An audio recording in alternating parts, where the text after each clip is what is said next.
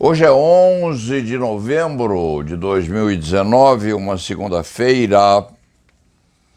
Sábado e domingo foram dias de descanso após intensa atividade durante a transmissão do julgamento feito historicamente pelo Supremo Tribunal Federal. Aquilo já foi examinado e fica no passado. Alguém afirmou que o enquanto não existe. Tudo é passado. Quando o escriba termina de dizer, já foi. Então, esse julgamento já foi. Compete-nos a análise daquilo tudo, a experienciação e a confiança em que o Brasil se realmente revitalize, no sentido de que nós cheguemos a lugar melhor. A Folha de São Paulo de hoje tem aqui um anúncio pequeno na página de entrada: leitores defendem a Folha dos ataques de Jair Bolsonaro. Quando se tem conflito com um jornal, é uma questão de opção. Quando se briga com dois, também é uma questão de alternativas, mas quando se briga com a imprensa toda, é sinal de que alguma coisa está errada da parte do litigante. O presidente tem que refletir bem sobre isso, porque, com ou sem o aplauso dos brasileiros, ele é o presidente da República e havemos de ver o que ele consegue fazer enquanto o é. Ver-se-á depois o que há de acontecer.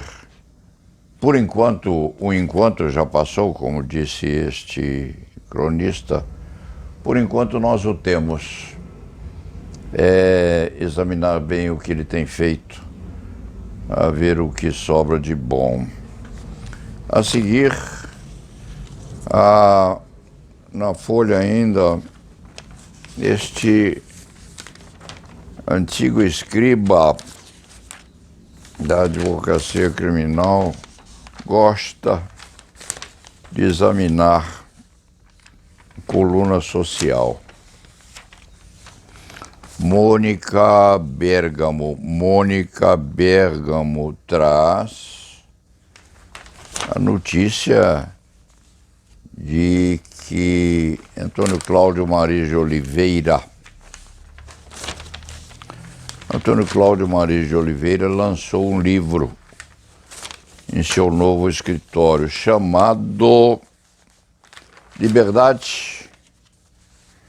Sim, o nome do livro é Liberdade. Está por aqui. O livro está por aqui na coluna de Mônica Bergamo. Liberdade, aparece Antônio Cláudio Maria de Oliveira, uma foto boa, bem extraída, com alguns amigos enquanto autografa seus livros. Nós temos aqui José Carlos Dias, temos Oliveira Lima, o jovem Pier Paolo Bottino, advogado criminal que vem vindo muito bem por aí, e todos eles aplaudindo Mariz, que deve ter escrito coisa boa. Mariz e este antigo advogado criminal já estiveram mais próximos lá atrás. Separaram-se. Não se sabe muito bem por quê. Alguma razão deve ter existido. Este cronista iria ao lançamento se tivesse sabido, ou se tivesse sido convidado para abraçar Antônio Cláudio, Zé Carlos Dias, Oliveira Lima, que não vê faz tempo, e outros ali. É um pedacinho da cabeça de Toron, número 7. Alberto Toron não é de deixar passar uma oportunidade dessa de abraçar os seus companheiros. Então, os parabéns a Antônio Cláudio, este cavaleiro andante da advocacia criminal, com certeza vai adquirir o livro e há de lê-lo com muito prazer, porque Antônio Cláudio sempre faz coisa boa. E tocante à imprensa de hoje, segunda-feira, 11 de novembro, é só isso, não há tempo para muito mais apreciação.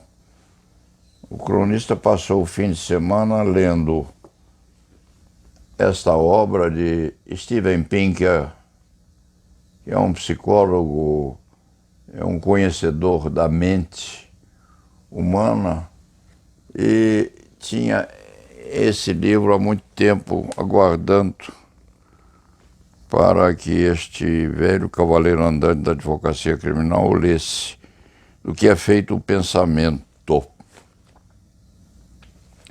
E leu também este criminalista Escravidão, de Laurentino Gomes. Obviamente não conseguiu terminar qualquer dos dois, mas Steven Pinker leu ou foi lido pelo cronista durante passagens muito importantes. Escravidão foi examinado aos pedaços. Laurentino Gomes é um trabalhador braçal dos escritos. Já escreveu 1808, 1822, 1889, agora escreve Escravidão no Brasil, volume 1. Há mais 2 volumes sendo preparados por ele. E se tem a notícia de que o Brasil é realmente um país com vinculação estreita à raça negra. Nós somos assim. Nós temos, precisamos e devemos examinar muito bem os nossos ancestrais. Este escriturário do direito penal tem a família originária nas Minas Gerais, lá atrás, muito atrás, e com certeza tem uma ascendência ligada à raça negra com muito orgulho. Aquele sangue vai se misturando e no fim das contas fica meio esquecido. Mas nós somos, sim, os brasileiros, nós somos um país negroide e devemos ter orgulho da nossa parte ligada a eles todos que cimentaram e fizeram essa nação ser aquilo que ela é hoje. Pode melhorar muito, mas já vai indo bem. Laurentino Gomes merece ser lido, sim. Tem um estudo muito minucioso da influência negra no nosso país. O primeiro contato sério que este escriba da advocacia criminal teve com a história da nossa ascendência negra foi quando tinha este articulista a intenção de seguir a advocacia criminal. Este escriba tinha os seus 19 anos, talvez, e participou de um concurso de oratória na Faculdade de Direito. A primeira vez em que testou a sua possibilidade, melhor ou pior, não importa, de ganhar um pedaço da vida com a palavra escrita e com a palavra falada. E o concurso era curioso porque o candidato com a faculdade em peso a assisti-lo e assistir aos outros, ele sorteava um tema fechado, um papelzinho quadriculado, e já ia direto à tribuna. Tinha 1 minuto para pensar. 1 minuto e meio após, tocava uma campainha, a banca se punha à frente, como um mini concurso desses que há na televisão, e o candidato precisava falar 5 minutos sobre o tema posto naquele papelucho. Sobrou a este escriba um título, O Garrafão do Jabaquara.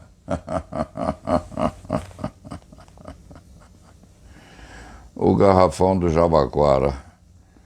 O escriba não tinha a mínima ideia do que significava aquela indagação e se pôs a balbuciar. Só depois de reprovado, aliás, ficou sabendo que Garrafão do Jabaquara era um espaço reservado lá em Santos, terra onde o escriba começou seus estudos universitários. Era um pedaço de espaço reservado a que os escravos negros fossem confinados até que destinados aos adquirentes ou àqueles que iriam exercer sobre eles o mandonismo, uma espécie de quadrado reservado a uma boiada, trespassando aquele cercado posto como se fosse, na verdade, um garrafão. Foi o primeiro contato que esse escriba teve com os nossos ancestrais. De lá, esta data, foi aprendendo inclusive a respeitar os negros que contribuíram muito para que esta nação se desenvolvesse,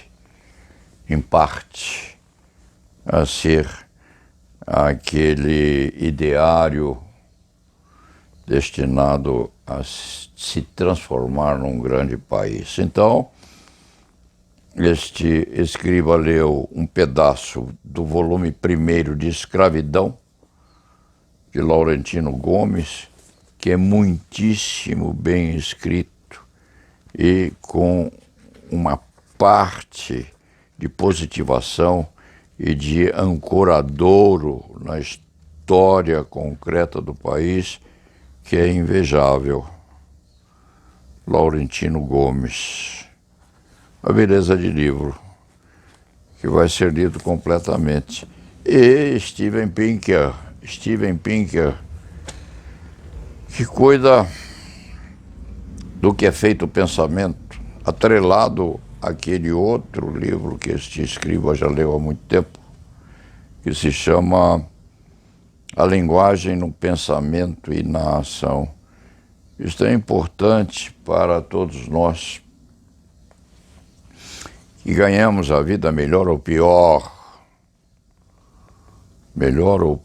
ganhamos a vida escrevendo e falando. É muito importante.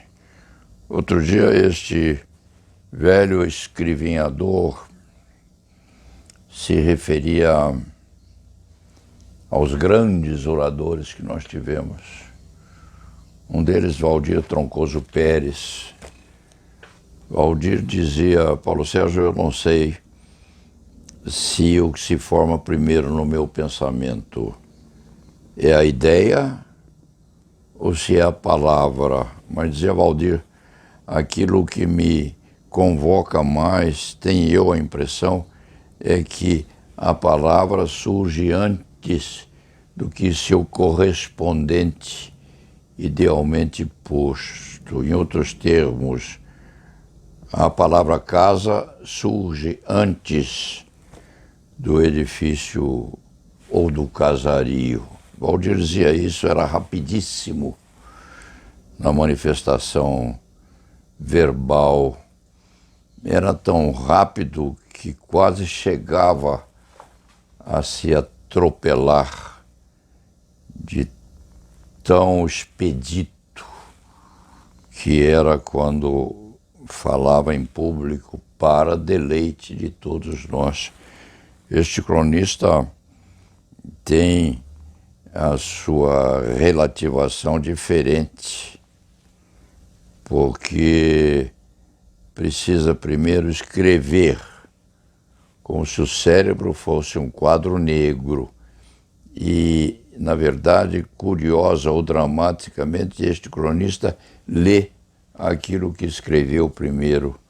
Aqui é mais difícil, é complicado, às vezes a manifestação verbal se torna vagarosa, porque também o processo é muito sutil, é muito sinuoso, muito complexo, muito complicado. Dentro deste pequeno período, às 10h16 da manhã, inaugurador desta semana que começa, espera-se que começa bem, o cronista só pode transmitir aos leitores e ouvidores que tem esses dois livros, Steven Pinker, Do que é feito o pensamento, e Escravidão, de Laurentino Gomes, duas boas companhias para o fim de semana que passou. E la nave va.